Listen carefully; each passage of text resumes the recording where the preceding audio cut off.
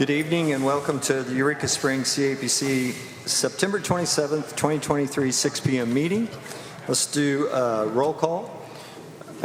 Steve Holyfield. Here. Did you hear that through the microphone? Yes? Okay. Chris Jones. Here. David Avanzino. Here. And Chris Clifton present. Okay. Comments. Well, just found out that Zoom is not happening tonight because Ron is out sick and equipment challenges with him out. So we just found that out. So we won't be able to do our Steve's not Zooming. He's in Oregon, but he's represented by the phone here. And so we do have a quorum. And let's move on to minutes from August 23rd.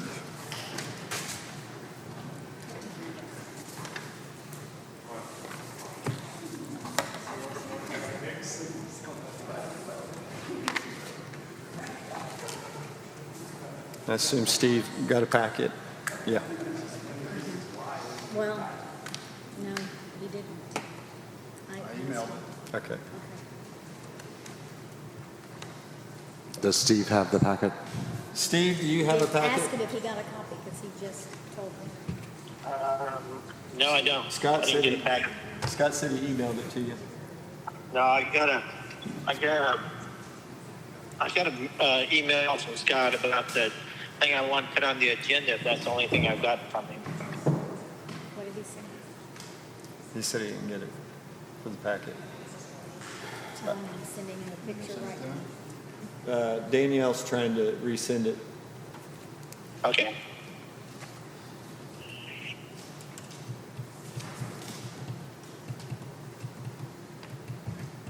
Maybe we could get the German gentleman to yodel for us while we're waiting. Please don't.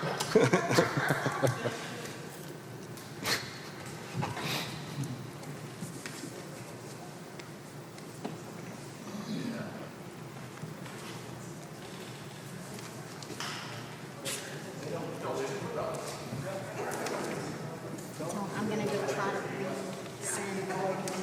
You gonna send it from the computer? Okay, she's going back up to the huh?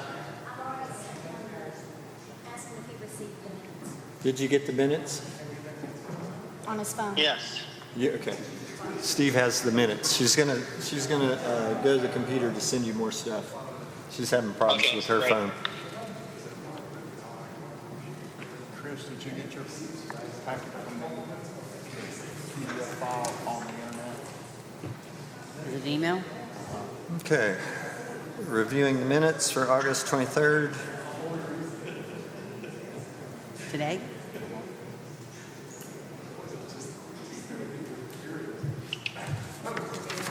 I'll make a motion to approve the minutes.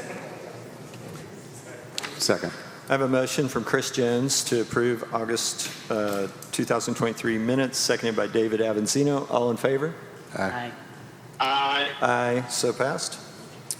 Okay, financials, moving on.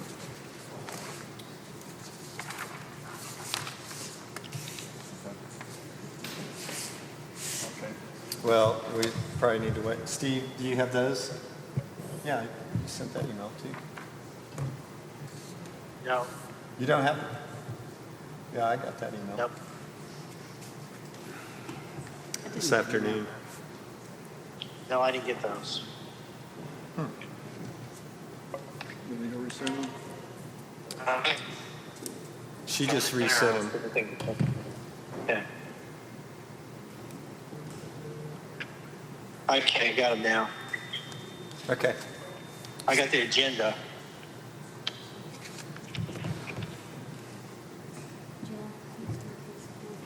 Do you have the financials? No, I don't. Huh? No, I do not. I got the agenda. You got the just agenda. now. And he got the minutes? And did he get You got the minutes. I got the minutes, got the agenda. That's all I got. I saw. You go ahead. I'll just listen to it. That's fine.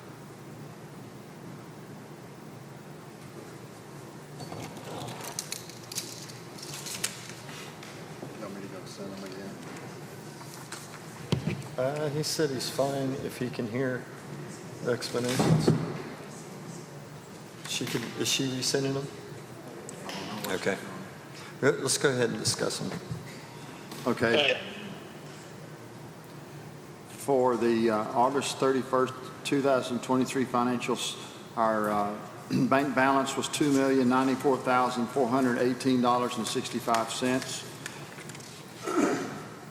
Under Section A, actual versus budget, our food and beverage actual was $101,177. The budget was $105, and that is a $3,823 decrease, which is 3%. Under lodging, actual was $86,554. Budget was $113,000. It's a decrease of $26,446, or 24%. Total collections for August 2023, $187,731 compared to the budget of $218,000. That was a decrease of $30,269, or 14%.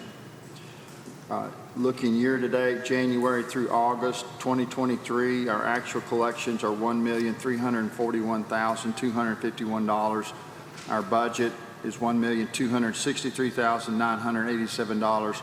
That's an increase of $77,264, or 6% for the year, January through August 2023.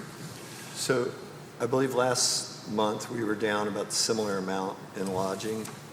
And you said, I think we lost Steve.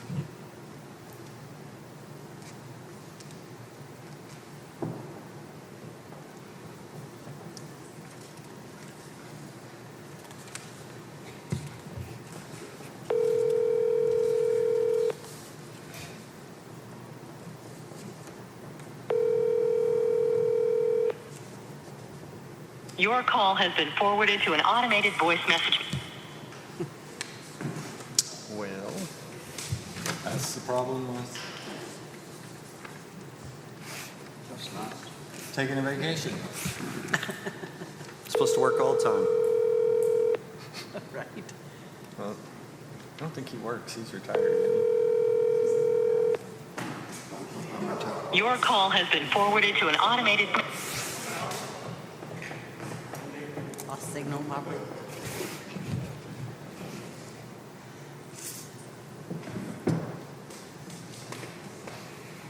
I've got a signal. I don't know if it's him. Did you say he was kind of sketchy? Like, He was the first time.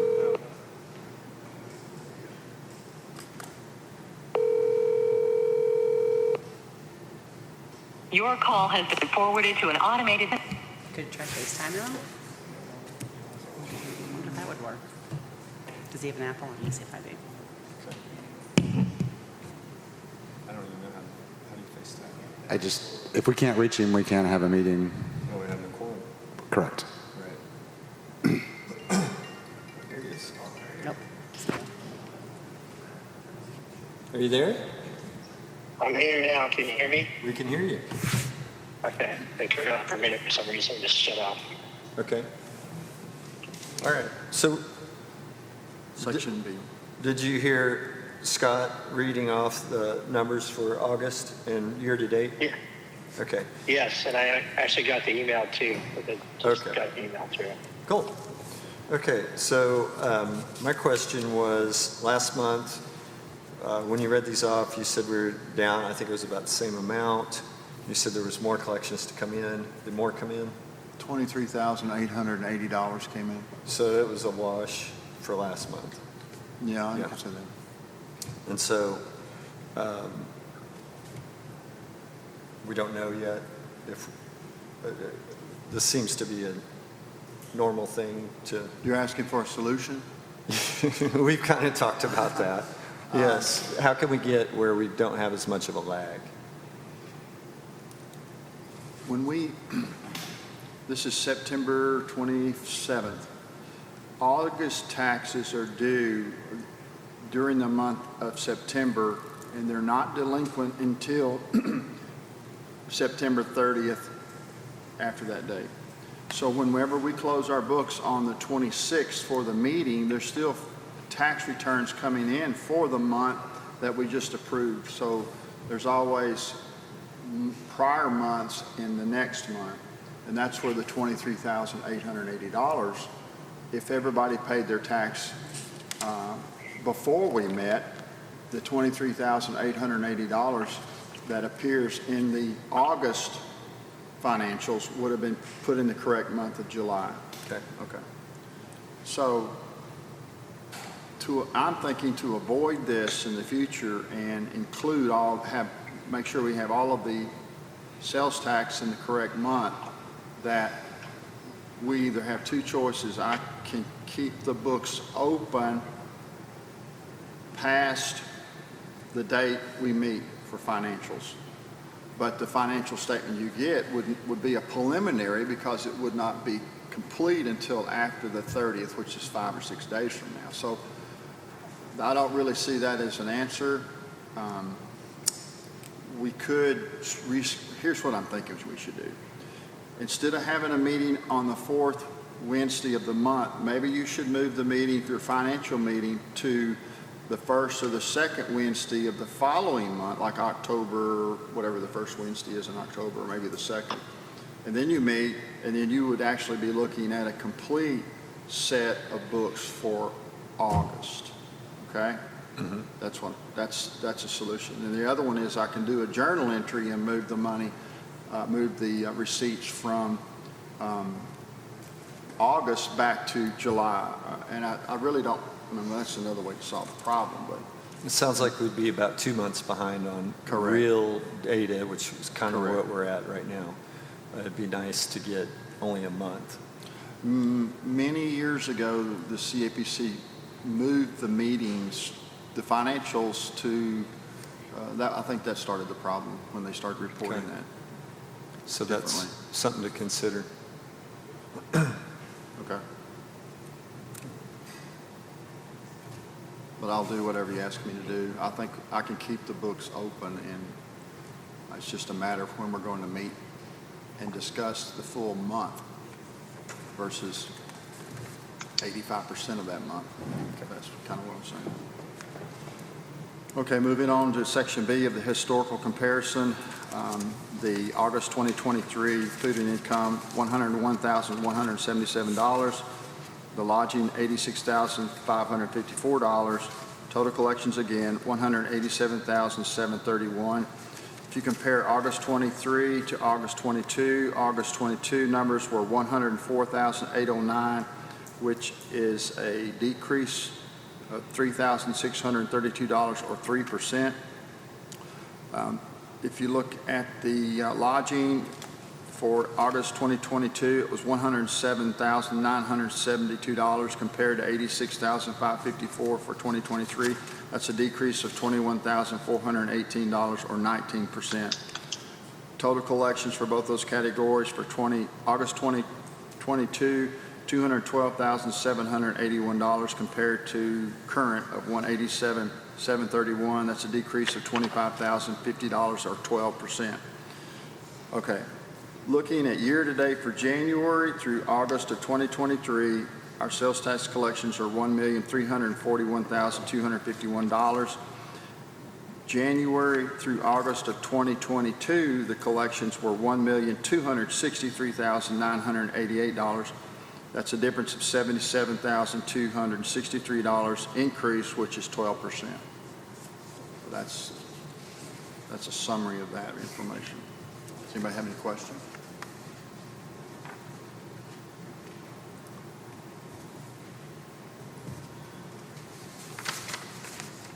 One thing I'll point out on account, let me give you a number to go to. On page A4, under account 430, interest income banking, we are earning nearly 6% on our accounts, and that $9,028.90 is correct. That is interest earned for the month of August, which is quite a bit of money.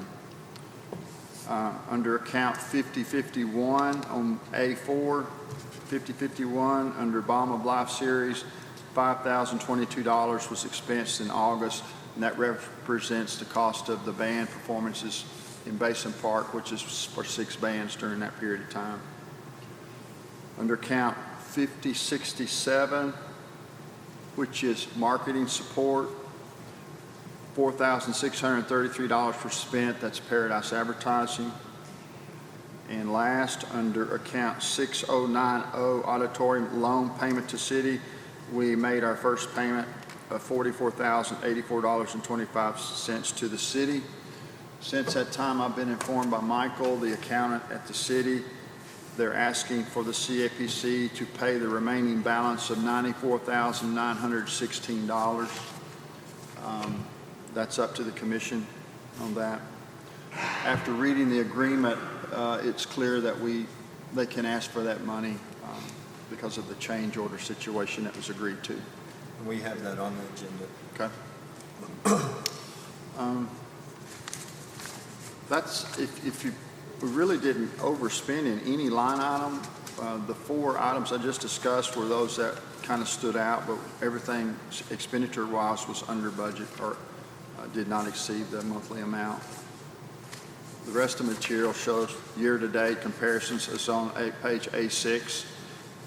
You can see the January through August of 2023 versus January through August of 2022. That'll give you a good idea of what we were doing a year ago at the same time.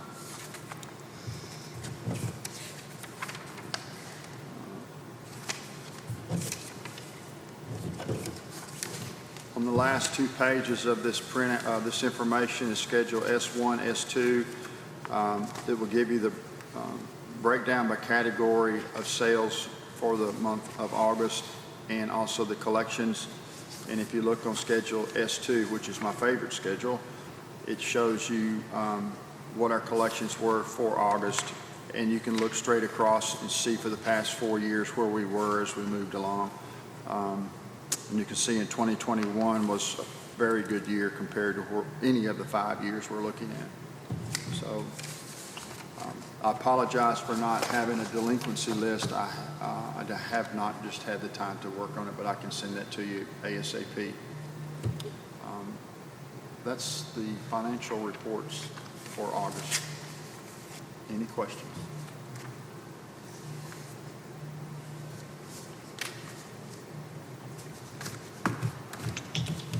I think we're seeing a softening, that it's hard for us to, with the way our reporting is, to accurately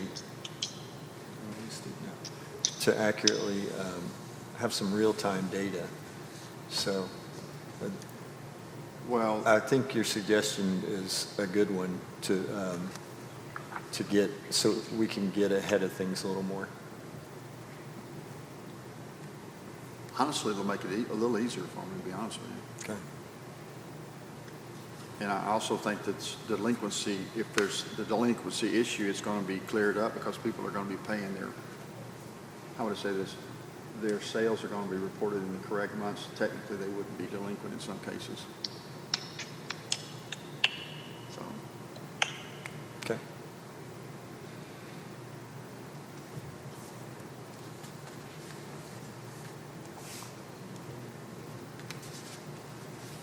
And, you know, there's quite a bit of cash. 2 million. yes, So, I mean, obviously, there's a big chunk that's going to be paid out to Paradise or the advertising agency over the next remainder of the year to fulfill I'd that say contract. probably, if I had, I'd say at least 450,000 more. Okay. And then we have our typical operating expenses and stuff, so, okay. If you decide to pay the city the remaining balance of the update here, that's $94,000 there. Where do you think we end at the end of the year with cash balance? Now, Just if, I think we'll be in the 1,500,000. I do. Provided nothing goes, terribly wrong in the building here or something like that. Okay. And we've got a chunk of change we've got to spend or being asked to pay an invoice. So, for the auditorium. Scott, It's on the agenda. sorry. Yep. On 6093, why is there such a huge difference between utilities in 2022 and 23? What form are you on? A5, Okay. What account was that? 6093. Utilities. I noticed that this, a little while ago, at the time that this report was run, we had not gotten our electricity bill in.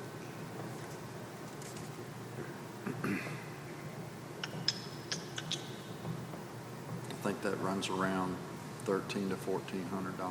Oh, it could be more than that right now since we've had activity. Probably around $1,800.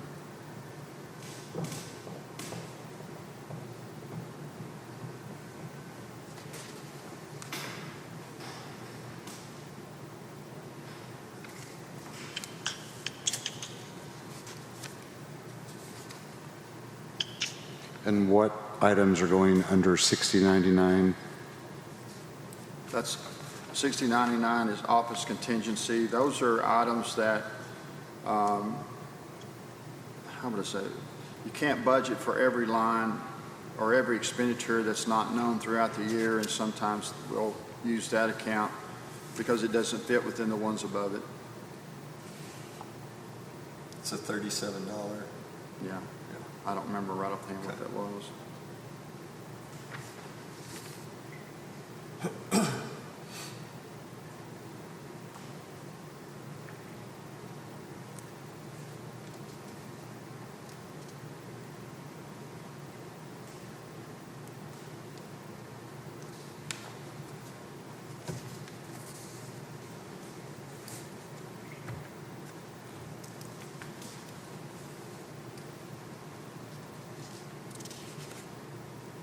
And so on A6, under 4021, Okay.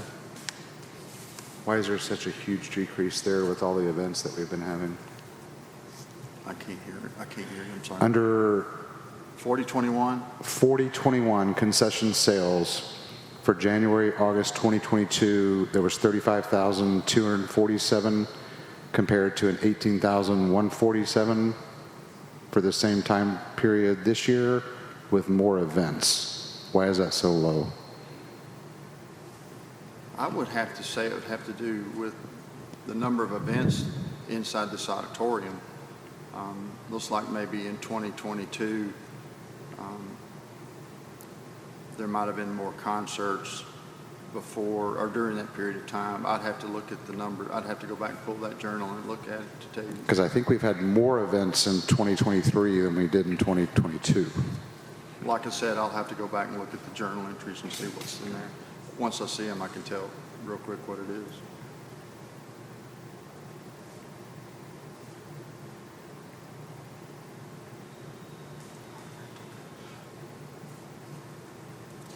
I'll look at the odd rental fee of $12,500 and comparing that to the rental fee for 2022. It's their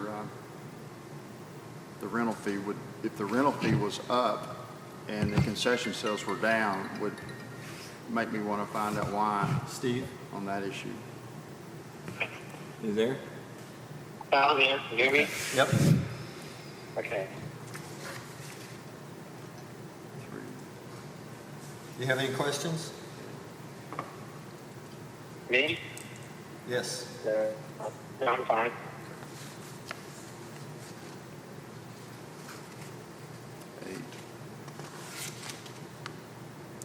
Right off the bat, based on the rental fee alone for January through August of 2023, it indicates at least 4 to 5 events.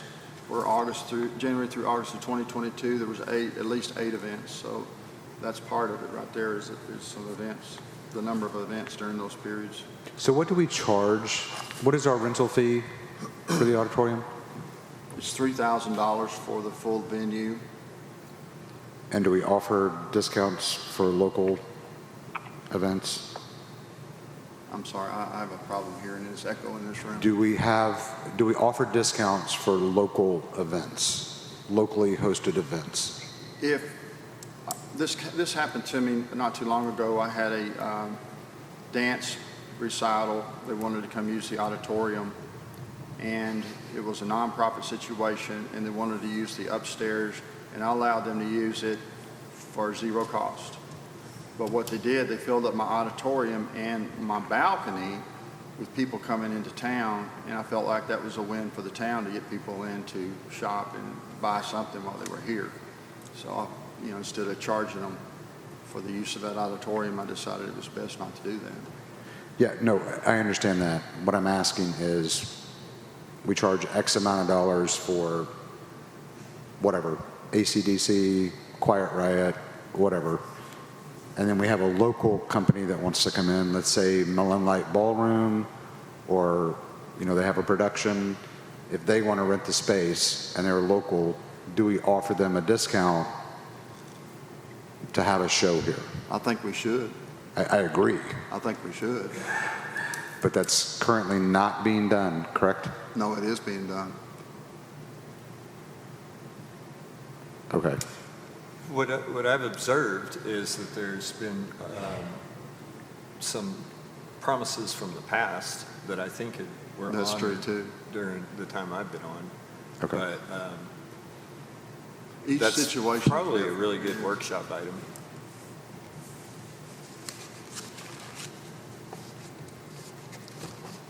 If we can accommodate an event here and it's local, I'd like to have it here.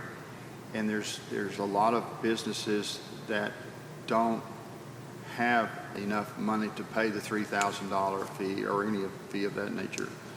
But what they're doing and what they're trying to do in bringing people in, such as the dance recital, I think it's just goodwill on our behalf to work with those entities so that they can have their event here, and so that instead of them trying to find the spots that won't hold that number of people.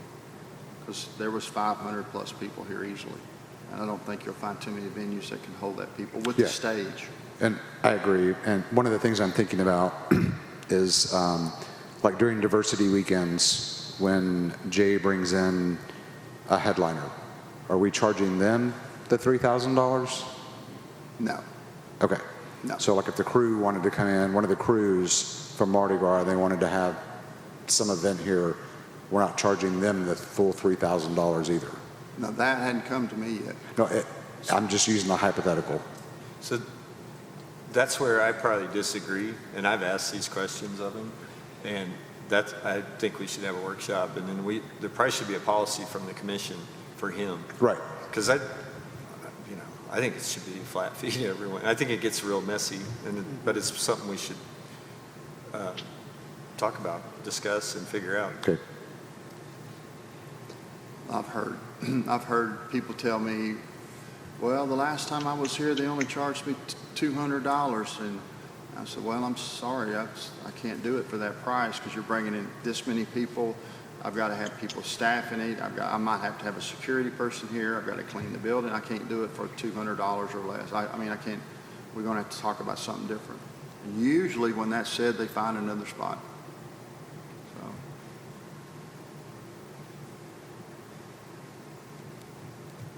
But it would be a good workshop topic for sure. Any other questions? Entertain a motion? I make a motion to approve financials. Have a motion to approve the financials? I'm just trying to go over the last few items.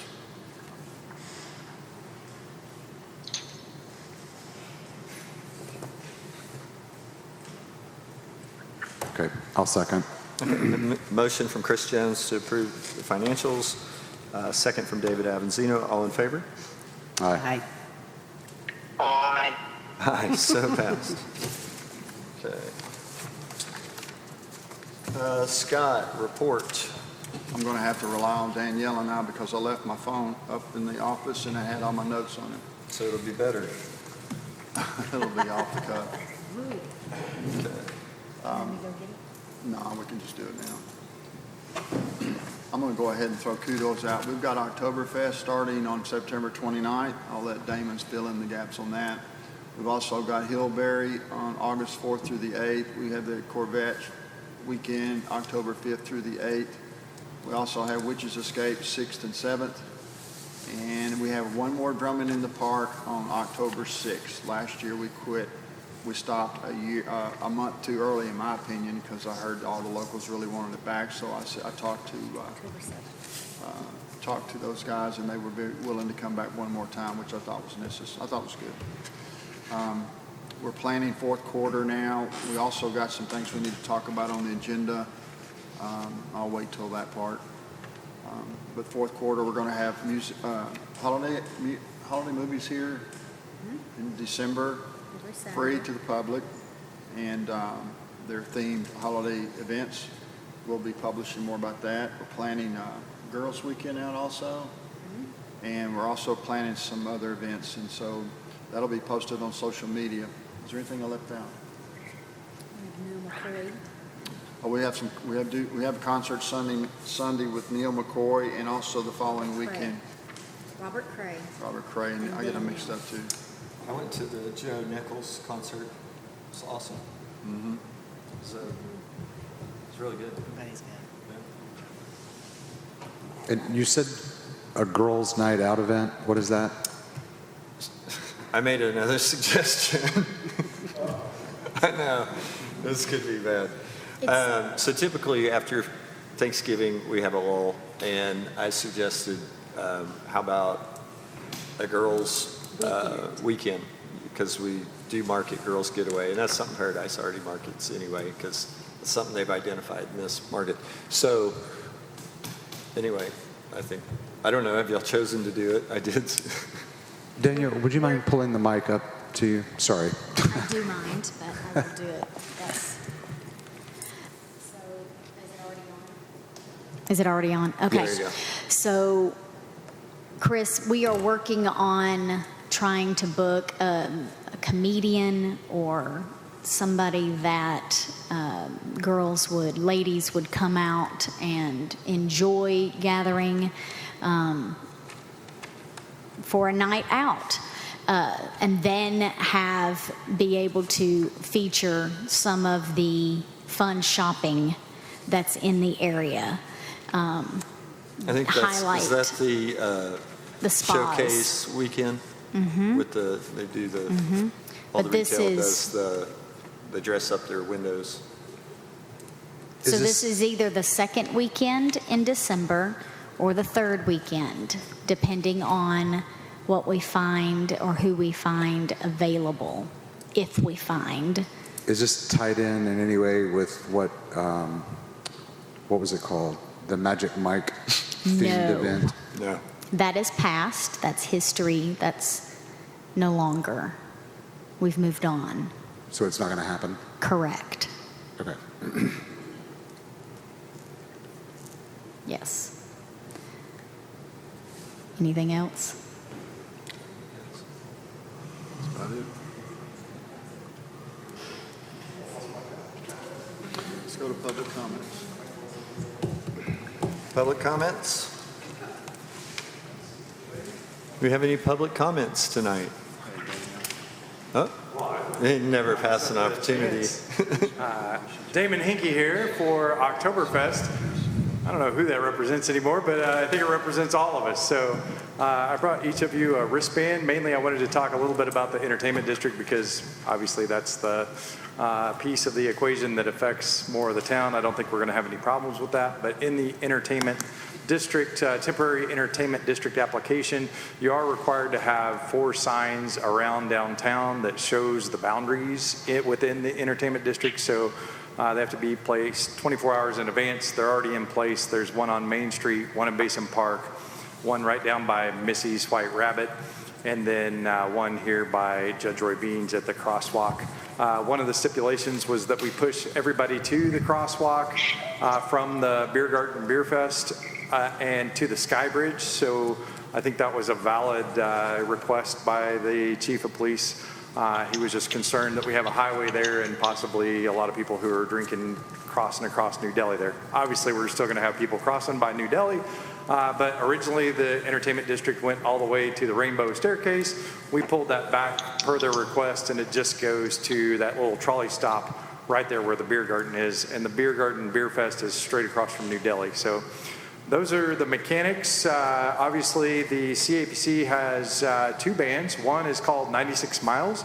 I've looked at them online. They look like they're highly interactive, going to be a lot of fun. I think it'll be as much fun for the locals as it will be the visitors. And the second one has an interesting name, Mr. Cabbage Head and the Screaming Radishes.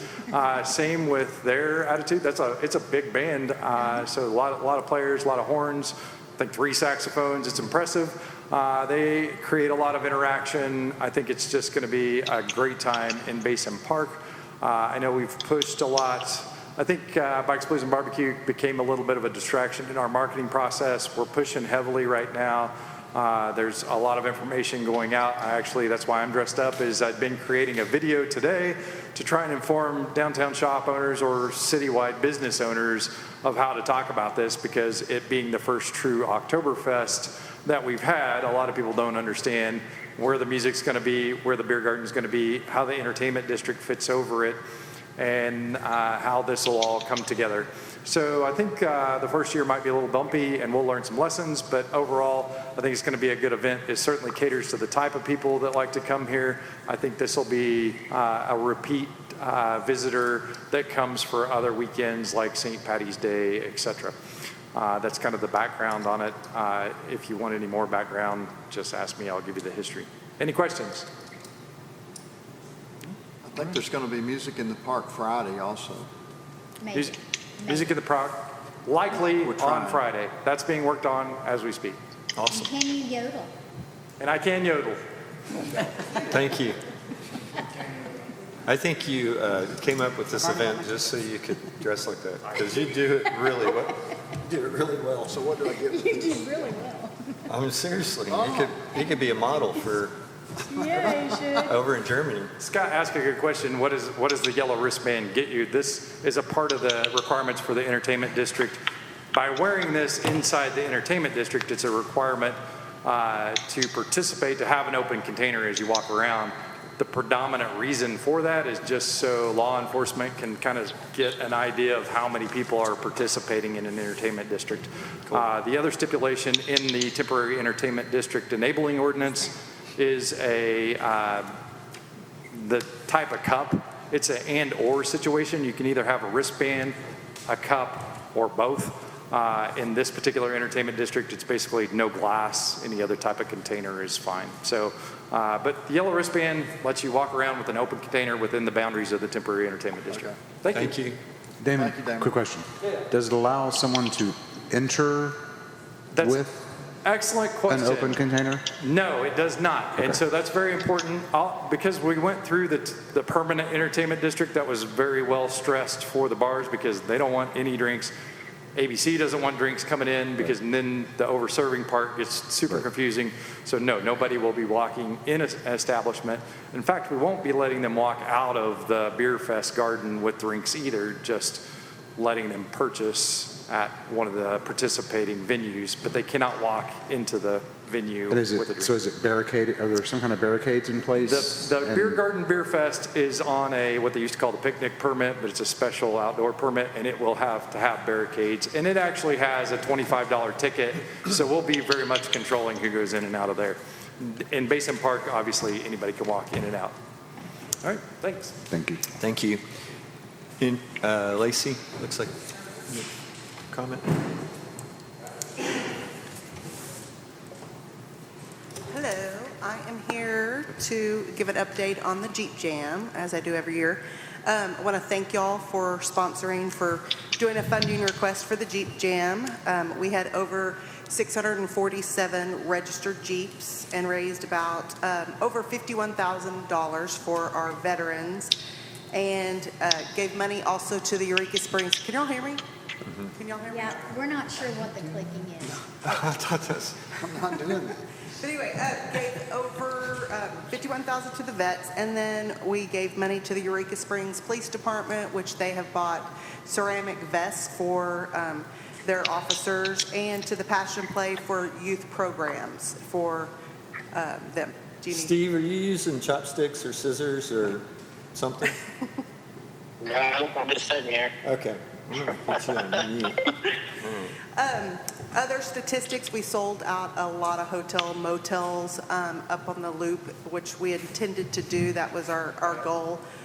Restaurants were full, and I've received a lot of letters from the businesses stating how they were full, and one business said they were up 250%, one of the businesses on Spring Street. So we're in the process of also collecting data. I have a Google survey out that is asking a lot of good information that I can give to Scott, about an average about how much every couple spent in Eureka on gas, lodging, food, shopping, how many days they spent, and at what hotel they stayed at. So I'll get a lot of good feedback from that. So, and also we're already starting to plan for next year. Next year we'll be hosting an international duck star, not rock star, duck star. Her name's Allison Parliament. She's from Canada, and she heard about our event, investigated our town, loves Eureka. She's from Canada. She's the lady that started the whole ducking craze with the Jeeps. Yeah. So she said she wanted to be invited, so I called her, invited her here. So she's going to come. She just signed the exclusivity contract and a contract coming. She's going to come next year. So that's going to be a big thing in the Jeep community. As y'all know, they love ducks, and having this lady here, I just expect it to be really more. So anyway, that is all about the Jeep Jam. Do y'all have any questions? I do. Yes. So, at least in my experience and experience with other establishment on a loop, reservations, hotel nights were down. Mm-hmm. So I'm curious to know, and what I've heard is that the majority of the Jeeps that came into town were from the corridor. They just came up for the event and then went home. No. And I can speak, at least for my business, it was down. Down Lodging, from when? Down from what year? I base it on Jeep Jam from previous year to this year. And several other business owners outside your parameters, because I think you said that your intent was to fill the hotels on Passion Play. No. Is that what you said? No. We didn't specify who we were going to fill. When we started this event, we wanted to help. It was or after COVID. We wanted like Heritage Inn, Country Mountain Inn, Ozark Inn, all of the smaller mom and pop hotels up there on the loop. We wanted to send them business. So we didn't pick and choose who. They called me, and Lou from the Heritage called me and said, hey, I want the Jeepers here. I'm going to give you a special rate. So Hang on just they one went there. Did we lose him again? So probably like Country Mountain Inn was sold out. And any hotel that really like did something special, like gave them a duck, upon check-in, they would call me and say, hey, this is what we're going to do. I promoted it. They sold out, or sold rooms, Yeah, we didn't specify. We had host hotels, and we put them on our website, and that's how. But not a lot. I mean, a lot of people came in Saturday. We had about 2,200 Jeeps in town. Like I said, 647 of them registered. Most of them were three-timers, have been with us from the first, second, third year. And we have them as far as Florida. We had some Illinois. We had Mississippi. We had, so for the day trippers, they may have come in Saturday for the parade. How many Jeeps you have last year? Last year, registered 513. This year, So 647-ish. is that like a 20% increase Yeah, or more? and last year, that post went viral on, Steve? Hang on just one second, Lacey. Different name, I didn't know. Okay. Sorry. Landline, just keep hanging up. Yeah, landline's great. last year in Good old landline. 2022, we had a post go viral, over 800,000 people saw it, and they just wanted to come for the parade. That's when we had the huge backup, 2.5 hours on 62. And we decided this year, you know, I didn't push the parade on my social media post. We were just pushing our cause, Come to Eureka. So we kind of marketed it different this year. They still came, but they registered because we asked everybody, if they're going to be in the parade, please register. Because if you're going to clog up our cities, at least our city streets, we want, you know, our cause to benefit for it. And so anyway, I think this year it was like about 2,200. Last year, the estimates from Passion Play, because they give out papers when people come in about the sponsors and stuff like that. So they kind of know an average of the people we had. So last year it was probably 2,300 to 2,400, but a lot of those were quarter people that were just coming in at 1 o'clock to go on the 2 o'clock parade. So we changed our route this year, so it was a lot more manageable. The chief of police really was happy with how the parade went. There was a couple of exceptions that we needed to do next year, like on Main Street, we had all the traffic stopped going to Holiday Island for an hour and a half, and we can't do that. You know, we have to stop the parade, let them go through this next year. So there's a couple of things that we need to change to accommodate all the Jeeps.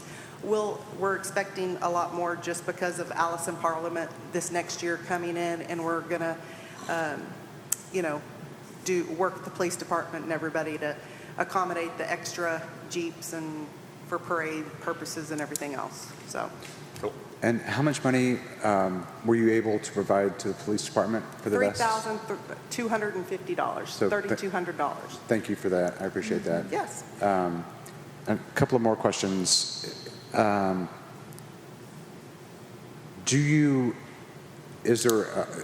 assuming you use social media to open up sponsorships and that kind of stuff, or is it like a one-on-one? It is. We are a group of two people, myself and another girl, Brittany.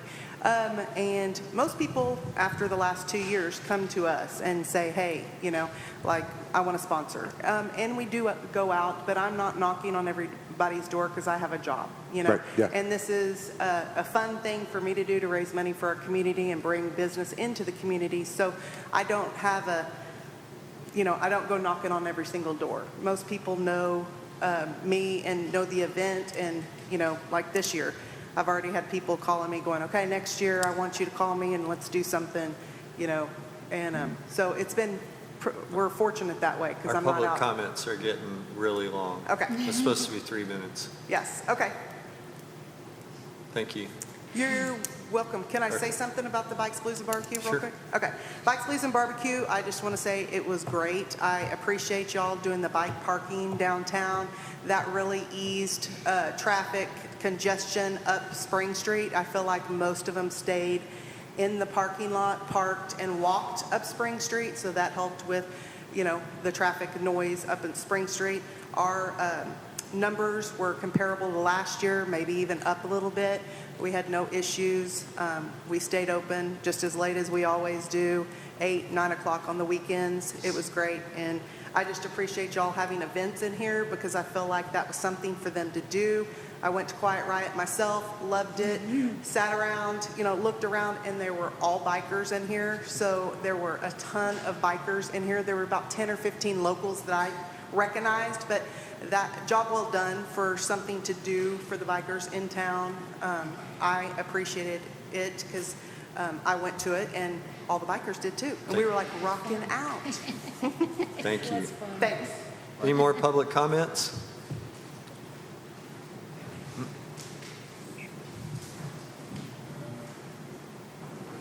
Hello, how are y'all? Can you hear me? Can you hear me okay? Yes. Sorry, I can't hear any feedback. My name is Anthony Christopher with Eureka Live in Magnetic Valley Resort. And I just wanted to take a moment and first give accolades to Lacey and her team for a job well done at Jeep Jam. I will tell you, both of our businesses were incredibly busy and experienced more business than we did the year before. So just wanted to say thank you so much.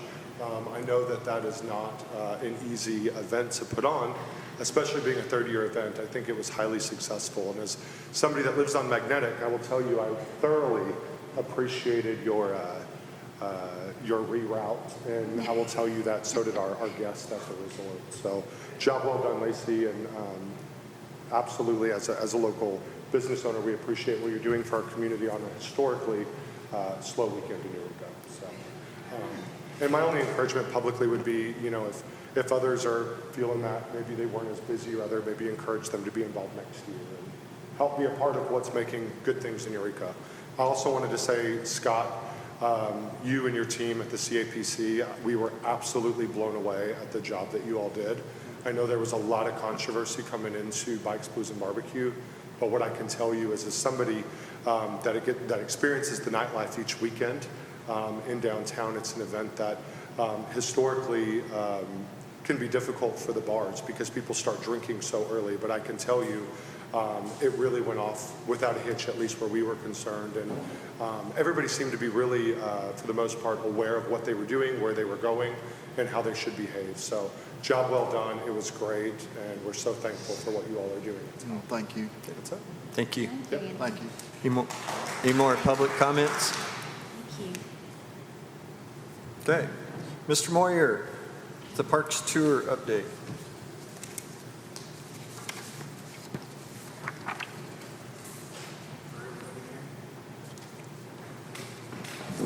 I'll just take them. Oh, is this for everyone? Yeah. One sheet for everyone? One bundle. Oh, gotcha. On the turn.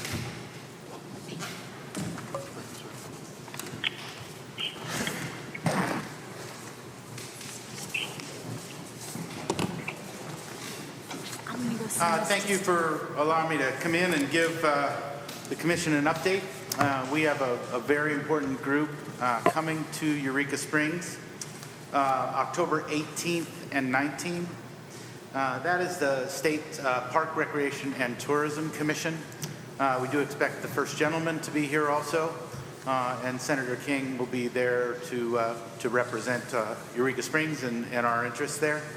I just sort of wanted to give you a little update of where we are. Obviously, you guys are a big component of that, and you know, we know we're a leader in tourism, and this gives us an opportunity to act like a leader in tourism to the individuals who make decisions regarding tourism and control the purse strings for the state of Arkansas. So the State Parks, Recreation, and Tourism Commission, I've given you a little background. This is the staff list of who is, there's your staff list. Those are your key players that will be in attendance. The Parks, Recreation, and Tourism Commission is made up of the Tourism Department, the State Parks Department, the Heritage Commission, the MLK Commission, and also the new Office of Outdoor Recreation. And I think everyone is aware that there's plenty of investment of a large nature in or near Eureka Springs. And the Office of Outdoor Recreation probably has a keen interest in what we're doing here in Eureka Springs. This is your departmental list of everything that is underneath Shea Lewis. Pretty much anything that happens in preservation and or tourism is under his authority. He's the cabinet member. And we will have this commission. There will be about 40 of them here in Eureka Springs, 32 VIP. The commission meeting also brings individuals like Scott for each destination. So it wouldn't be surprising to see representation from Hot Springs and Jonesboro and Fayetteville and Bentonville, et cetera, et cetera. Most executive directors will be in attendance to that meeting. Also, equally as important, so will be the state's advertising agency, CJRW. And what I hope that we understand is this is our opportunity to present our community to the individuals who make the decision on how to market Arkansas. Otherwise, we would not have invited them at government rate on October 18th, one day before War Eagle Craft Fair. Okay? So we invite them to our town at a discounted rate at the height of tourism, so they're left with this impression: that place is awesome. No wonder it's a leading destination for tourism for the state of Arkansas. Okay? Here's where you guys come into play. Number one is the first meet and greet is Wednesday, October 18th. That'll be at the Basin Park Hotel at Jack Rabbit's Whiskey Bar. That's a brief one. So that's just if you don't have time to do any of the other things, there's an opportunity. 3:30, they'll be loading buses. Joe Gunnels will be here to provide a tour escort. Our featured focus is the 5 miles west of Eureka Springs. This is the tour itinerary, okay? We will drive them out to Inspiration Point and the Opera, and we will work back in.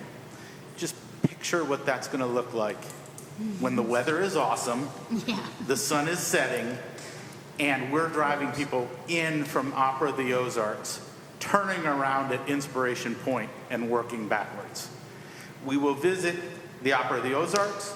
We will swing by Blue. We won't stop at these locations, but we will point out these locations. We will point out where Beaver Lake is, and specifically the big water of Beaver Lake.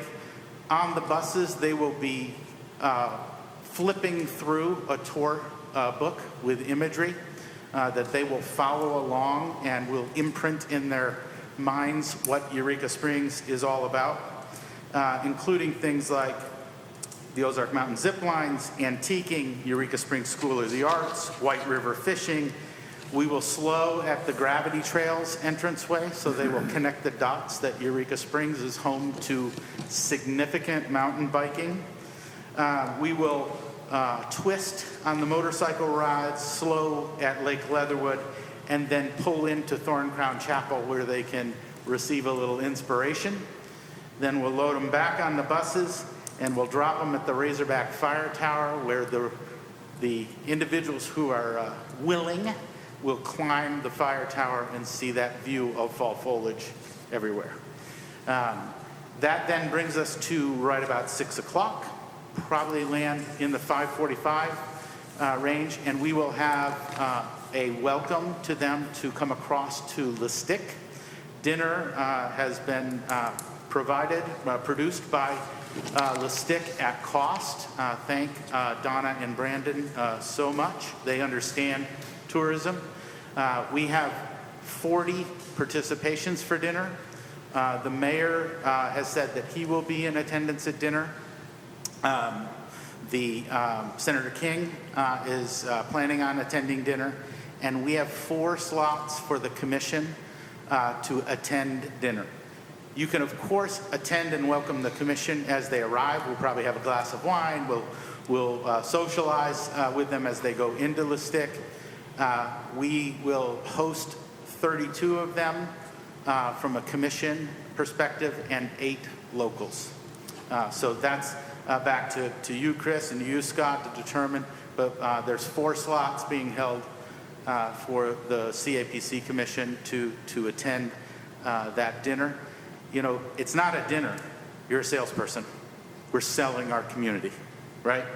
We're selling our community to the people that can make a significant difference in how our community is marketed nationally. It's an important event, right? And that's what I'm here to tell you. And graciously offer an opportunity for you guys to participate. And then the next morning is complimentary breakfast for the commission, but 9 a.m. is the commission meeting.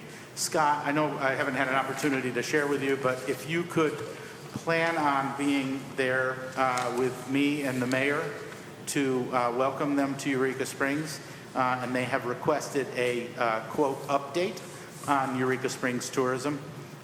They moved pretty quickly. Between the mayor and the Eureka Springs update, there's 15 minutes on the agenda. So probably we put together a little handout. So I am happy to answer any questions and hope I communicated that somewhat clearly. can you explain the reason for the 5 miles west and not east or whatever? Why that For chosen? sure. We needed to pick something. This is built around scenery, fall foliage, and there's one key level of investment that we need to make sure that they know about, and that's the millions going into the opera in the Ozarks. So knowing that Lastic offered to do the dinner at cost, and we had the opera, plus, you gotta shake the box a little bit. You gotta get them out of thinking that downtown Eureka Springs is all Eureka Springs is. And to be honest, there's a lot of noise in tourism, and Eureka is not in that mix right now. We gotta get stronger. We have to PR it, we have to push it out, and these folks have to know that Eureka is alive, Eureka is vibrant, and this is why. Bang. So you gotta show them something a little bit different to give them, something to talk about. Is there a PR person available from the opera group? We're working on that. Or the Yeah. Walton group? I have That a would call- be, I have a call into Nancy. yeah. We're going to go with the executive director. Yeah. We will stop there. We have 15 minutes on the agenda, but we'll hit them hard with this. I'll be running the tour personally. Yeah. I'm subtle typically, so you'll see.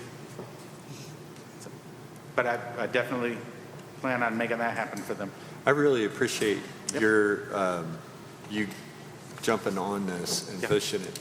This is It's very an important important. group for us, I think Eureka, we should be proud of what we have. Yeah. I mean, we have better than most people, and we'll just put it in front of them and let them make their own judgment, but I think it'll be pretty obvious. Yeah. Thank you for the opportunity to come. Thank you, Jack. Thank you, Jack.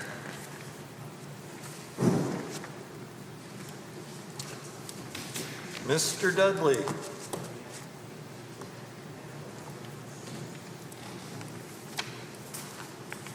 Going to update us on Basin Park and Yes, I did send, did you guys receive, it is weird, you can't really hear anything from here. concept plan? Yes, you guys all received that? Okay. Yeah, they all have it. So in addition to the concept plan, I asked one of the engineers who produced that document just for a quick price estimate for each plan, just FYI. The numbers are as predicted. A lot. Not completely outrageous, but very high. Of So course, Parks that's is just an taking initial. care of all of it? Yeah, we got it. Yeah, Okay. we're loaded. Well, why are you here? Wait, you're paying for Parks is paying for the renovation of Oh, the yeah, park? yeah, everything. Yeah. It's I'm sarcasm. sorry, Sorry. sarcasm. Yes. What? No. I think if we got rid of our entire payroll for 2 years, we could maybe afford to do it. More than that. Yeah. 3 years. So just FYI, it was $900,000 for the option that does not include the recessing of the fountain, and then around 900 approximately thousand for the keeping it more as is with the fountain up top on the same level. Of course, once again, this is just a very basic cost estimate. I mean, just a rough draft, basically. That doesn't mean it's necessarily the hard numbers. I mean, Right. especially, I mean, even with just time. I mean, So what's the construction materials process change. from here? Does it go to city council? How I does was it kind of work? waiting for a little bit of direction from the mayor mostly, and Okay. Ruth, our chair, just to Yeah. see like what steps now that we have these plans. Like, Right. obviously, I wanted to get them to y'all because y'all helped us financially with getting Yeah. these plans. But and I did talk with Scott about it as well, just how we can even try to approach. And we don't necessarily have to go by these plans. It's not saying we have to do exactly everything that's on here, but they do give us a lot of good ideas for how we can make certain parts of the park look a lot better. I think, for example, Scott had mentioned that it's really difficult for musicians to get up to the stage, which is something I personally never really thought about. Of course it's hard because there's all these plants in the way. Yeah. Personally, I'm not a huge fan of boxwoods. I wouldn't mind seeing those go, and then we could maybe do some nice stamped concrete up there on that walkway area and put handrails up. that's just off the top of my head, a project that we could probably do next year. It'd be a huge improvement to the park. It'd produce that kind of amphitheater style feel that we're looking for, especially with the drumming and all that, those kinds of events where you can be up there on that second level and watching from above, and people can do that safely. And it can be built in a way where it's meant to do that, as opposed to people just doing it because it's there. And it would kill two birds with one stone and make it much easier for musicians to get their equipment loaded up, especially the drummers. I used to be a drummer, and carrying a giant bass drum, kick drum up there is, probably hard to do. So Sam, out of the options that you've given us, I see 2 for option 3 and 2 for option 4. Which is your preference? I mean, it kind of depends on what's underneath there too, and what we end up finding when we excavate underneath, if we ever do, what kind of condition we're in. If it makes sense to leave it down below because structurally there's just not enough there to support what's above, then obviously practicality is huge. I would take practicality over aesthetics, but So the 900,000 that you just threw out, does that include it would be for a full going in there and excavation, rebuild? I mean, they'd be ripping out all the concrete that's existing on the floor plan. So, of course, while they're doing that, we'd want them to go in and fortify what's underneath the whole park. So, yes, that would be included in that. Because it's definitely going to be a collaboration between Parks Council and the Commission. Yes. It's going to have to be, otherwise it will never happen. My only thing, like on concept plan option 4, I don't see any seating. There are not going to be any benches anymore? No, we will have benches. Okay. Yeah, I don't know why I think it's probably just because, it was such a minute thing, but that's part of the plan is, Okay. in fact, that's something I've been in talks with some local artists about too, is that's not something we need to wait for this to happen. I mean, we could make new benches Yeah. starting tomorrow if we really wanted to. The ones that are down there are pretty sad, in my opinion. So I have been in talks with, replacing all those and trying to make it a little more. Yeah, and I think the only other thing that I have questions about, I don't know if you guys have had a chance to look at this, is the water features. Not a big fan of those, especially when music is playing. Is this something that can easily be shut on and off, or? I would think it would be something similar to the fountain, where we can just open up the grate and shut it off as needed. I mean, obviously the fountain isn't that loud, but yeah, I see your point. Especially during the wintertime, we don't want any pipes to... Well, especially with the city's water issues. Yes. They've been busy. I don't know that we have, do you have any questions, Steve? No. I think I'm just kind of like... Hold it. Okay. What's the process now? Are they going to go to city council pretty soon, or what's going to happen? He's asking what's, That's a so good I think he was kind of waiting to talk with the mayor and I did send see these what to, the same time I sent them to Scott, they were sent to the mayor and Yeah. Simon from Public Works and Kyle from HGC. So I know everyone has a copy. Obviously, it's under our jurisdiction, so I wasn't sure if we're supposed to be the ones who kind of pull the trigger, so to speak, in terms of getting kind of a town hall meeting or getting them in front of city council. I'm not sure. Yeah, I would reach out to me. Oh, yeah, you're a council member. So Yes. Yeah. So reach out to me via text Okay. before the next council meeting. Okay. And I'll have you added to the agenda Okay. so that you bring it to the council. And then the council will discuss, and then at that point, we can collaborate with you, the commission, and the council. Okay. And that would be, I mean, it's every other Monday, so our first and third Mondays, correct? Why do you have to throw dates at me? Sorry. You don't have to answer that. We can hear. So, Chris, I couldn't hear what he said. I believe David just advised him to get on the agenda for city council. You guys will get the ball rolling, and then hopefully we'll all start collaborating. I'm assuming from CAPC point, you guys will inform us what's going on with Okay. any Yeah. proposal. And the next meeting is scheduled for October 9th. Okay. Is there still time to Oh, add absolutely. to the agenda? Yeah. Okay. Because they'll send us out a draft. We make amendments. Isn't and then that the final. Indigenous Peoples Day? We don't get that on. Oh, yeah. Jeez. Okay. That's a good point. Okay. That may change. I don't know. I'm glad you caught that. Okay, but yeah, that seems like a good first step. I mean, it's, I'm still pretty new at the politicking of things, and I didn't Right. want to step on anyone's toes and be like, yes, we're going to put this town hall meeting up. I wanted to kind of get everyone on the same ship, Yeah. so to speak. So, Yeah, because I'll definitely just shoot me a text. First, I'll find out if the meeting is happening since that is a holiday. okay. And then we can go from there, get you added to the agenda, let you propose it, Okay. and let city council decide what steps need to happen to go forward. Okay. Yeah. So Parks Commission has seen it. You all have seen it. Next will be City Council. Okay. And I think if you kind of watch what I do and do the opposite, you'll be pretty safe.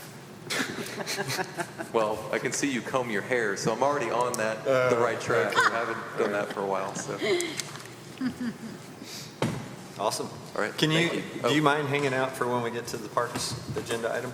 Sure. Do I have to stand here the whole time, or? No, you ain't Okay. sit down. Thank you, sir. Bye, Jack. Thank you, Jack.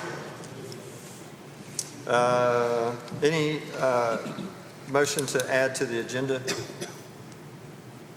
I do. Okay. I asked, put on the agenda that we, and I talked to Scott about this, that we take back the hiring and firing practices that comes back to the commission now, as we had given Scott that authority during our crisis mode of trying to get the commission or the CAPC up and running and things going. But I think after some of the comments from the public, and I think it's just time to take that back, and Scott said he didn't have a problem with that. Okay. Was that a motion? Is that a motion? I make a motion that we take back the hiring, firing practices Well, for the city. so we're adding to the agenda. So you got a motion for hiring practices for the agenda. Got a motion? Second. Go ahead. Second. Got a motion by Steve Holyfield for hiring practices by Steve Holyfield, seconded by David Avanzino. All in favor? Aye. Aye. Aye. So passed. Okay. And we'll get to it. We don't have any old business. Funding requests.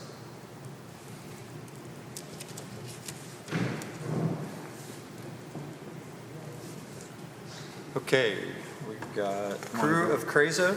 Right, I'm here from Crew Crazo, and we would like to ask for funding for the Mardi Gras season. It starts on January 6th, and it runs through the 13th of February. And all of our events, as in the past, have been sold out. And so we're anticipating that again this year. The crew is 70 people strong, which is really large.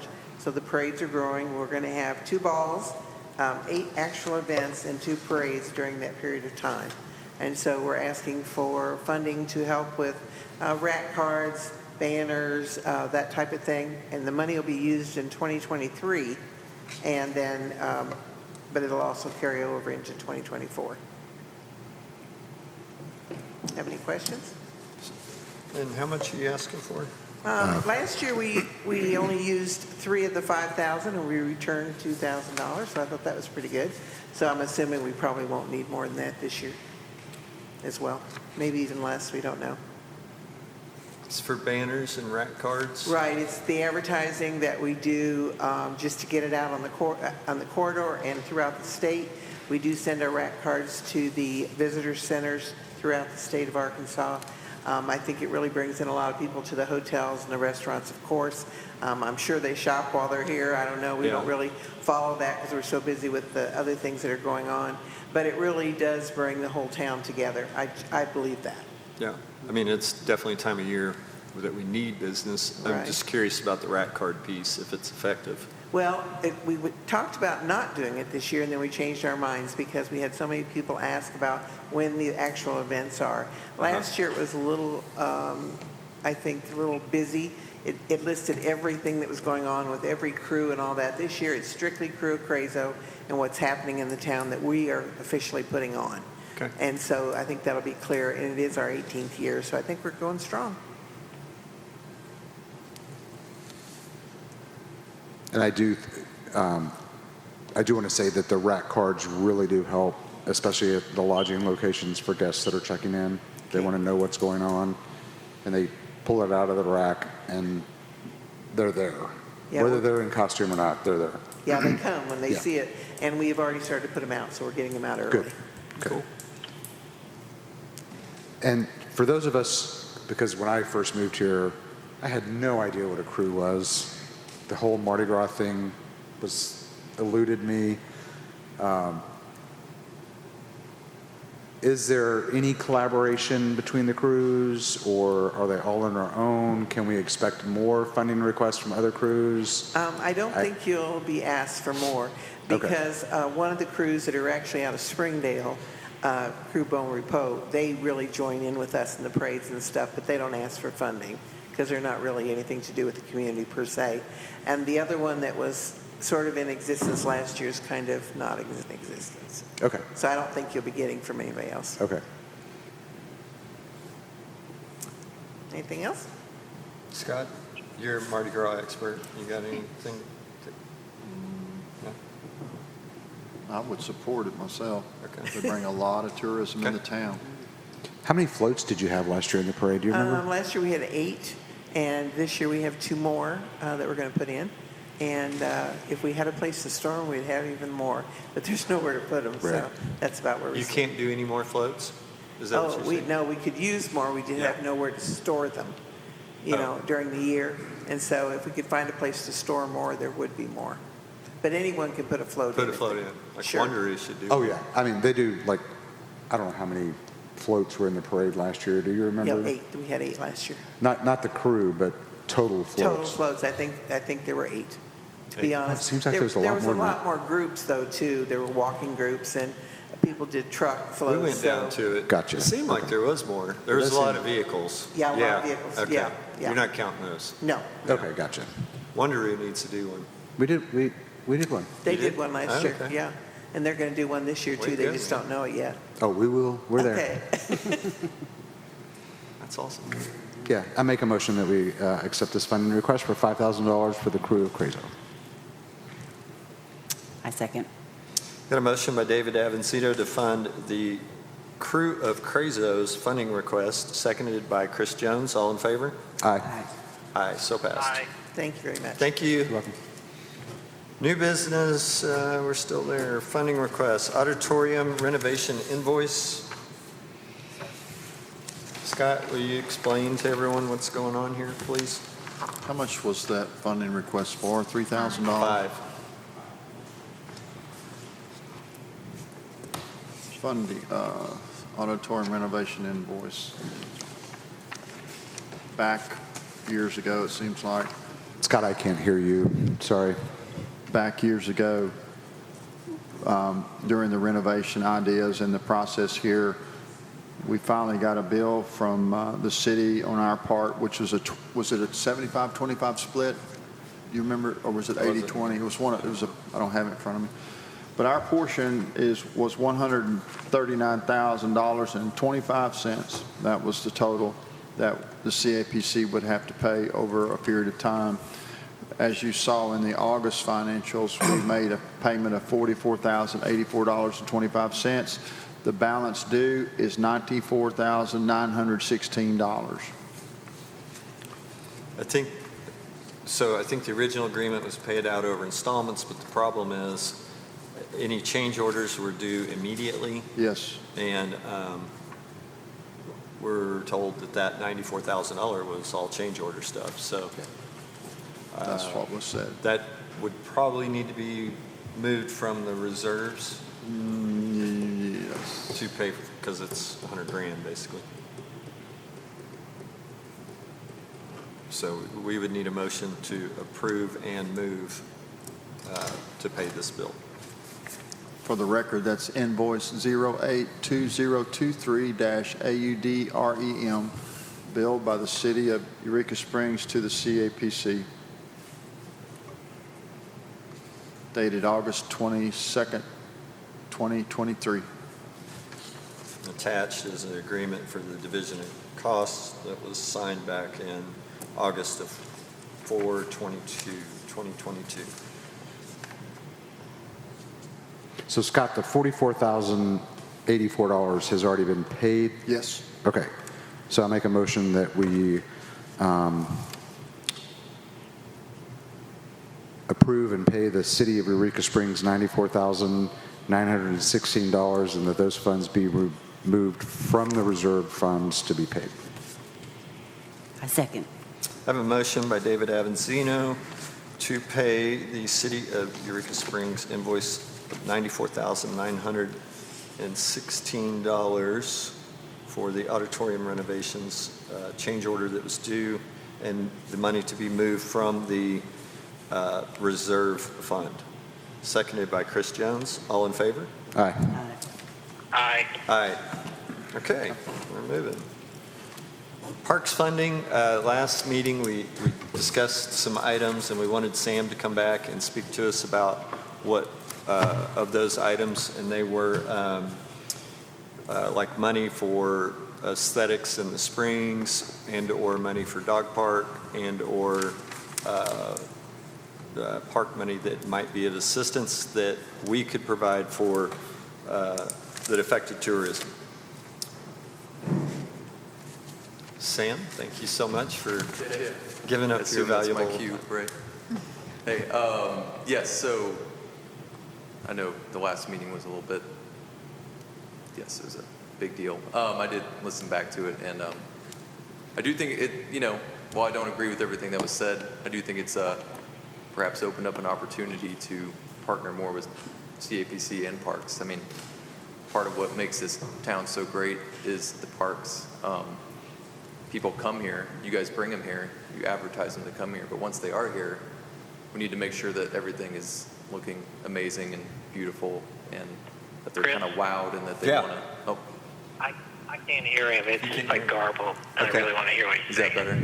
Yeah. Okay. Yeah, so keeping people, when they do come, to recommend it to their friends, to feel like they just had a magical experience, and part of that is parks. I mean, we can offer things that a lot of other towns can't. Part of that's like the in-town trail system, which we're working on right now with getting better maps that are in more detail with more trails, with better signage for all that kind of stuff. Part of that's like Leatherwood and the trails, Black Bass and the trails. We have some amazing stuff, and then also, of course, Basin Park and all the entertainment that you guys provide. So I think it's a good opportunity for us to maybe brainstorm and think about ways that we can partner up and make sure that everything's being taken care of. I don't mean to get too, once again, I'm not trying to politic, but our budget's pretty sad.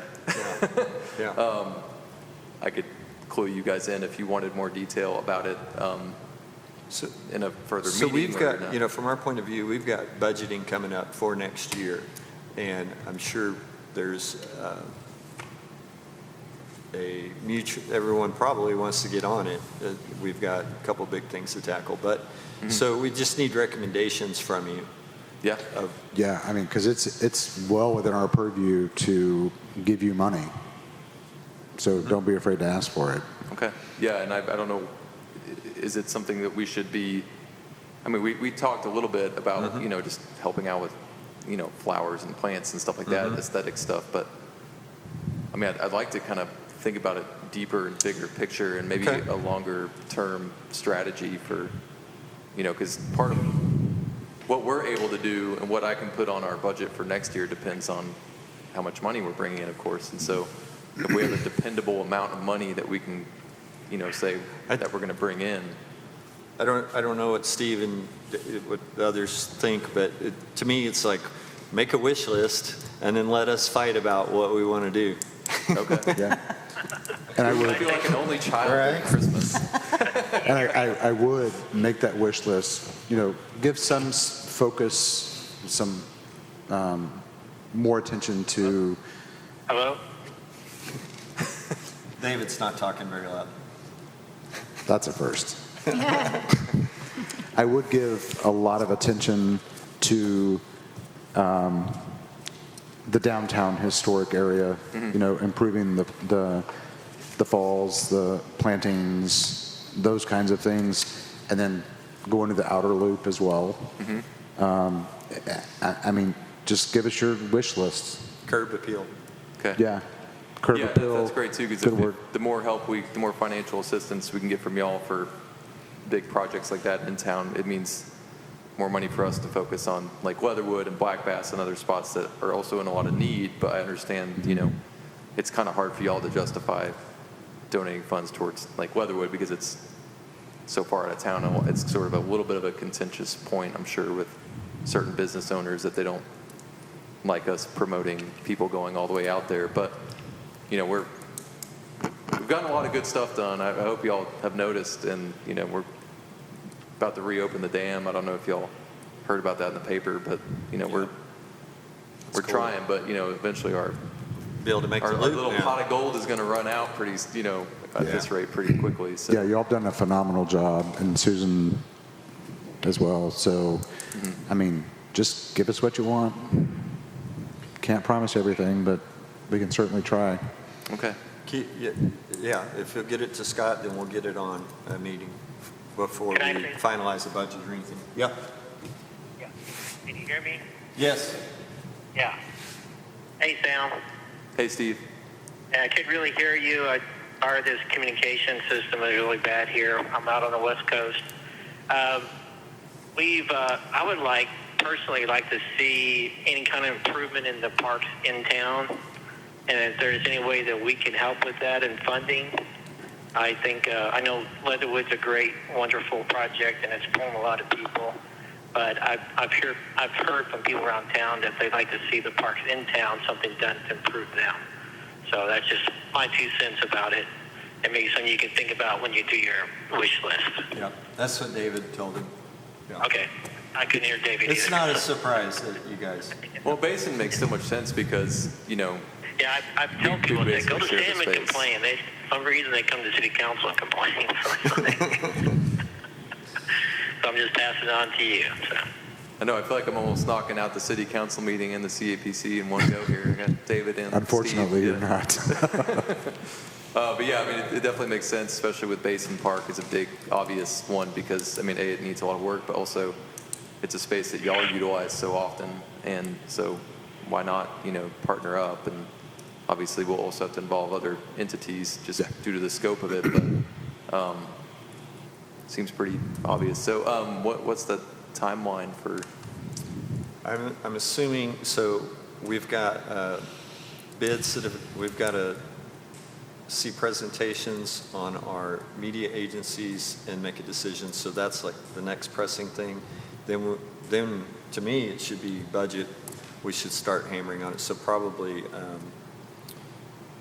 end of October meeting, start having those discussions. Is that? So I think we're going to Look need at a my special calendar. meeting before then to do in workshop to do the media agencies. Yeah. You said end of October? Is that what you said? For the budget to try to get started, and I mean, hopefully we can have it done by into November. We've got holidays coming up, so Yeah. It should work out well. hopefully we can get it done by November. I was going to try to present our rough Maybe a draft in different October. meeting than the end. Maybe we move things. I don't know. We'll see what everyone wants to do. Yeah. That'd be great. Yeah. I was going to present our rough draft of our parks budget in October, just as a preliminary, Yeah. way to open up the If you conversation. can get Scott the wish list, and then he can distribute it to us to study before we start the budgeting Yeah, process, and if and then y'all we have can any invite you. questions too, you're welcome to, you're obviously CAPC commissioners, but you can also just reach out to me and Yeah. ask me any questions if there's Yep. anything on that list you see that you want more details on. So Scott can also pass the details, but he's busy as well. So Yeah, I would suggest just emailing Scott and the commissioners Yeah. your list. That Yeah. way, Okay. we're cutting out the I middleman. didn't mean to cut it. And he doesn't have to do all that. We can ask you questions directly. Unfortunately, we can't respond all. We Right. can't We reply can't all, Yes, but we can correct. Yes. come back to you. Correct. Oh, Arkansas FOIA laws. Yes. Yes. Okay, well, great. I'll get working on that. Yeah, just don't ask for a $19,000 podium, please. Thank you, sir. This one will suffice. You say don't ask me for advice? Is that what you No. said? What? No. Your hair looks nice. Okay. Well, the next item is marketing support specialist, which also is in the hiring category. So you want to tackle that first? That was your That's item? y'all's job. You just took the monkey off my back.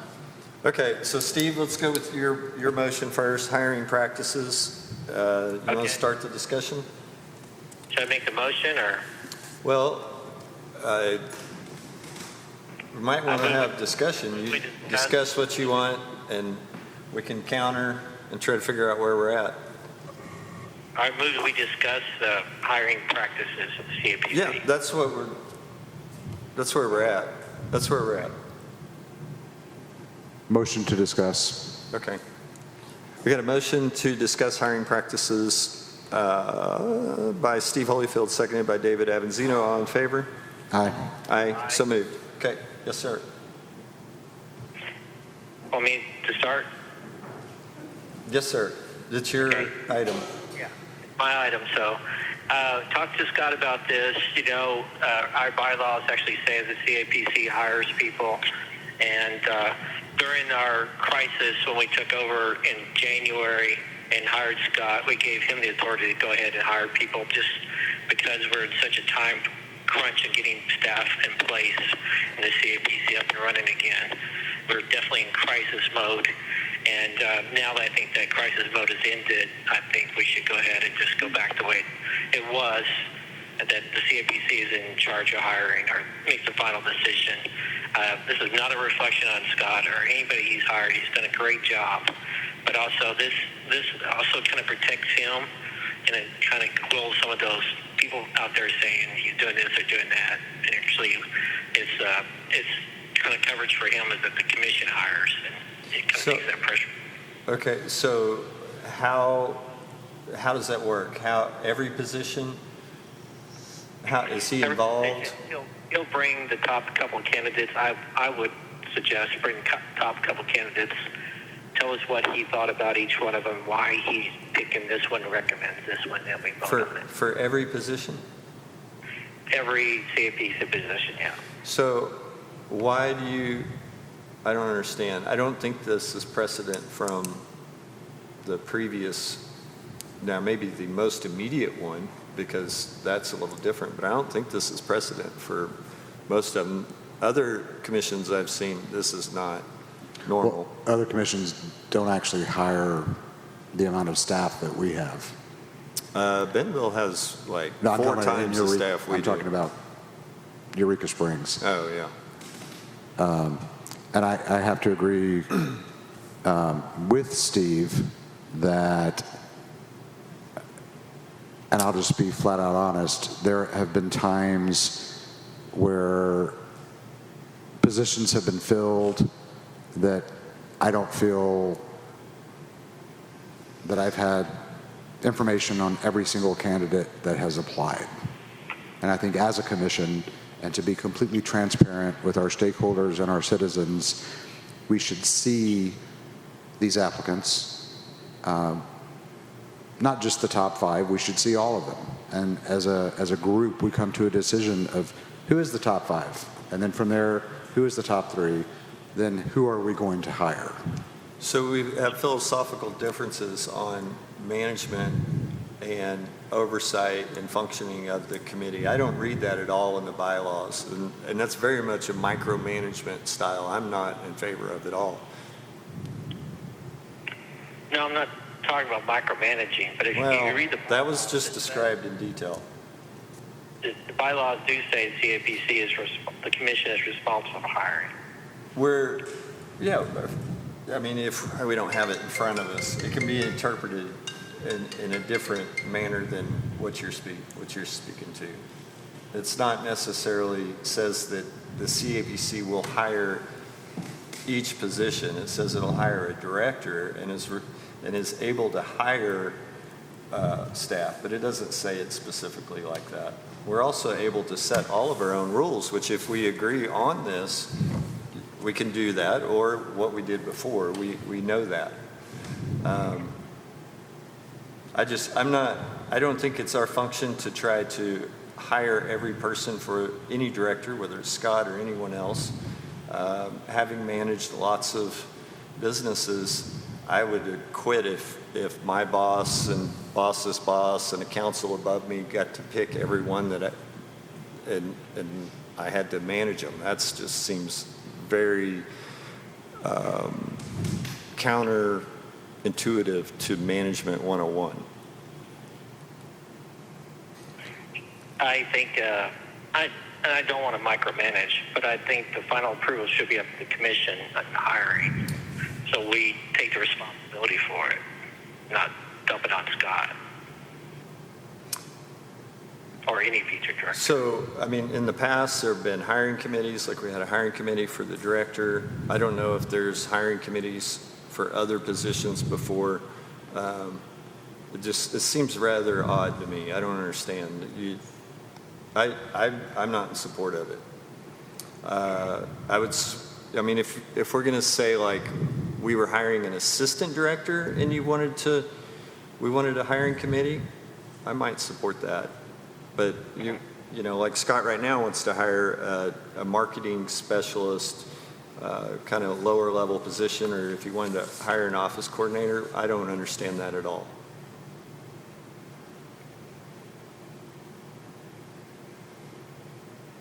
Are you there? Yeah, I'm here. Okay. Yeah. I just believe our bylaws say that it is the commission's responsibility to hire. And I don't have a list in front of me either, but it's pretty simple and black and white. Mm-hmm. And again, I don't want to micromanage. I think it is our responsibility to do the final, yes, this person's hired, and take the responsibility for it. So, okay, well, do you have a motion? I mean, I don't want to set you up for, we're very small, and yeah, Dave? Yeah, I'm going to have to agree with Steve on this, especially in light of, I don't even know if he's started to work, the auditorium director. Is he working now or not? No. And that's a prime example of why the entire commission should have been involved in the process from beginning to end, and we weren't. And I think Steve's, what he's trying to say is that if we were involved from start to finish, we may have had a different outcome than what we have right now. And I think it's very important that this commission, because of its history, be extremely transparent and extremely open to our residents and our stakeholders. And right now, I don't think that that's happening. Yeah, so we're in personnel. So we're talking about personnel policy. Mm-hmm. So what we said before, when we were in crisis mode, we were actually doing the hiring. So you got it backwards. And then if you want to go back and look at the meetings, then we turned and said, well, we have a director, so the director should be able to hire.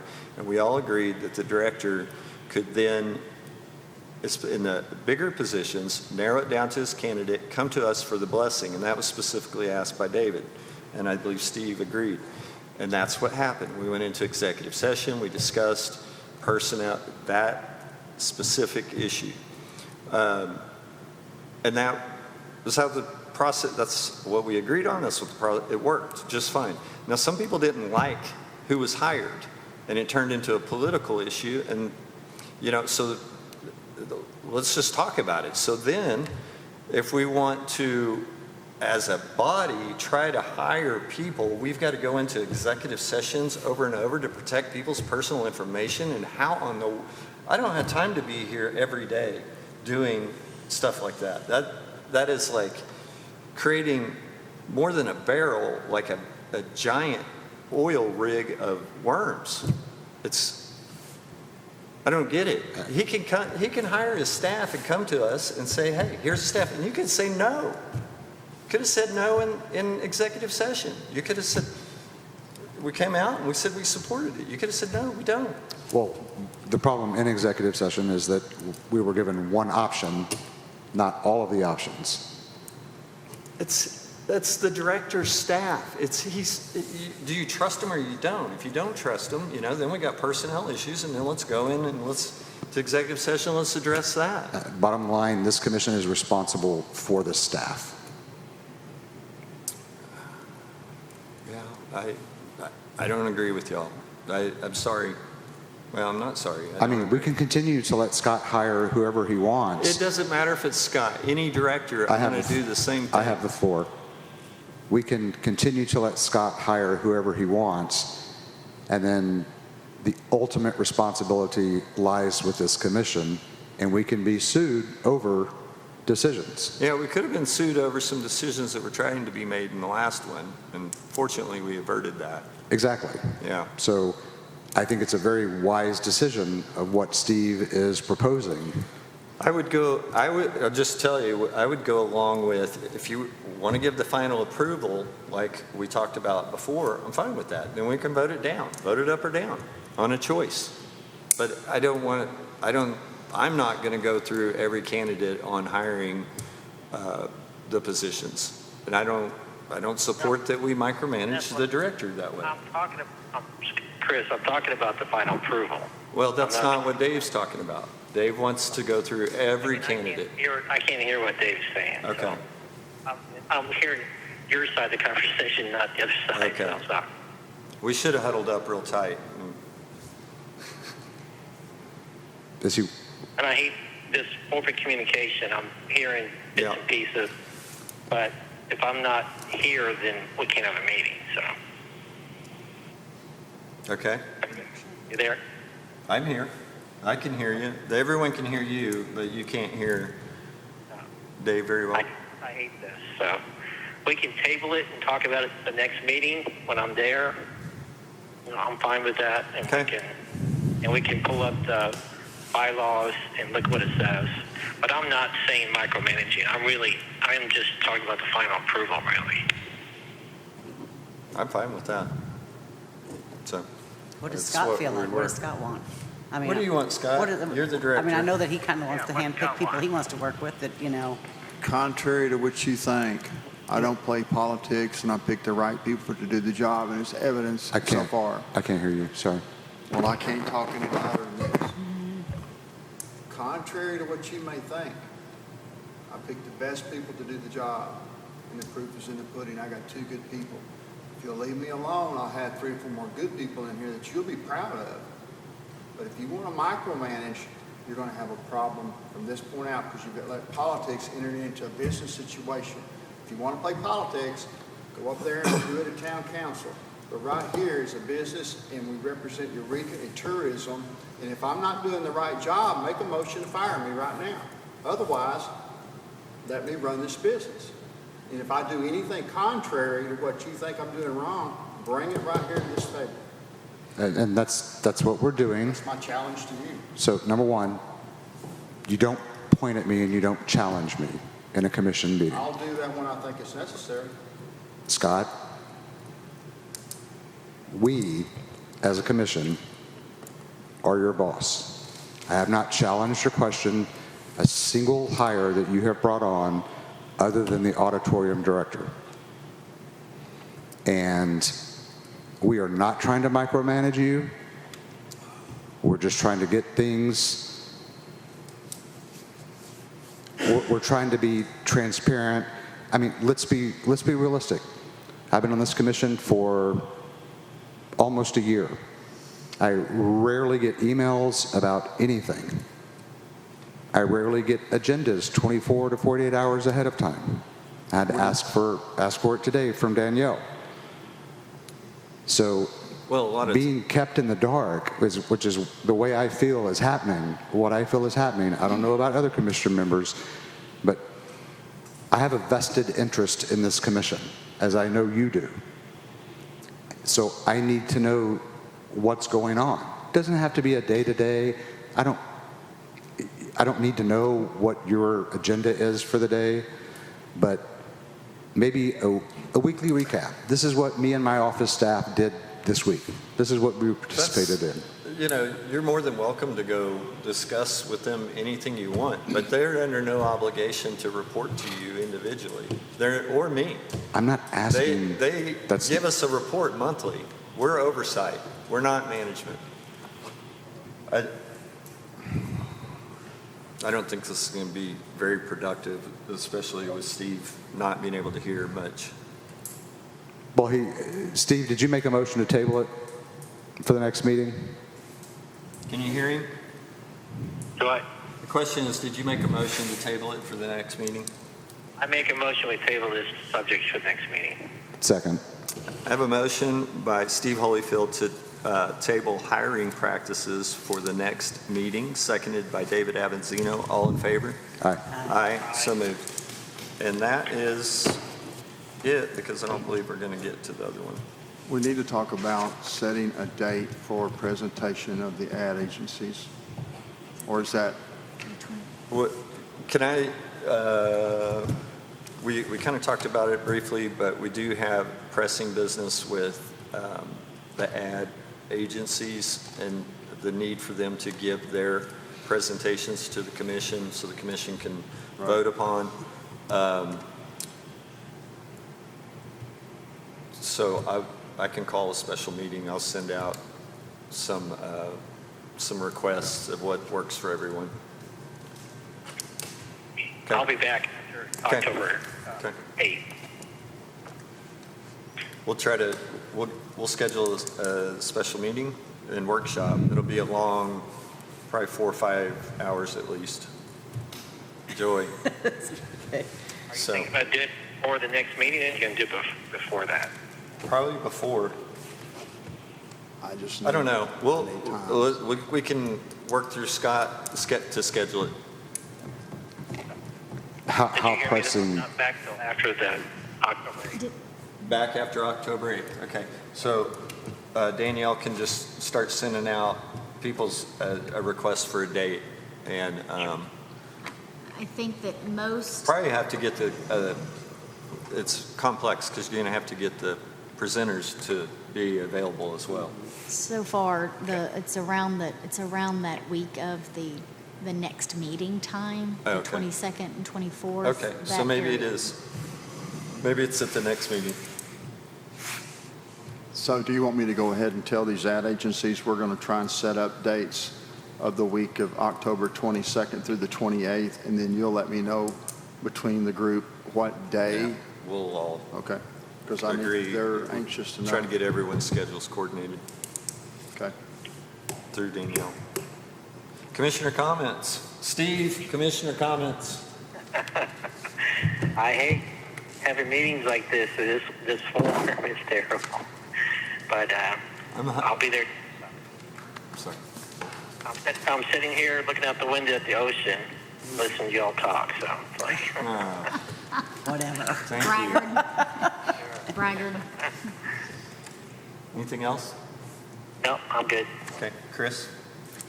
I'm just glad to see a great Jeep Jam, Bikes, Blues, and Barbecue. It's just the last couple of weeks have been very impressive to see how great everything went in Eureka. David? Yeah, good Bikes, Blues, and Barbecue. I'm glad that I think we were presented in City Council with official numbers from the corridor, that there were there were a lot of accidents, but very few major injuries or fatalities, so I was really glad to hear that. And thanks to all the other ambulance companies that came in and helped us out up and down through the corridor to help keep the bikers safe. I agree. Great job. Downtown, I went through several times, was an organized fashion. It was an organized fashion. That was really nice. So, all right. Entertain a motion to adjourn. Motion to adjourn. Second.